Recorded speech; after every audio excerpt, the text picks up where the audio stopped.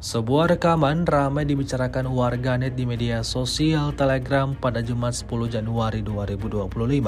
Dalam rekaman tersebut menunjukkan detik-detik penyerangan kendaraan militer Ukraina yang sedang beroperasi. Awak drone Rusia terus berjaga dan melakukan pengintaian di titik-titik tertentu. Disebutkan dalam keterangan unggahan, peristiwa ini terjadi di wilayah Kursk. Pergerakan tank Ukraina terdeteksi dan langsung mendapatkan serangan dari militer Rusia hingga ludas terbakar, seperti yang terlihat dalam rekaman. Tidak diketahui pasti seperti apa nasib dari tentara yang mengoperasikan kendaraan militer tersebut.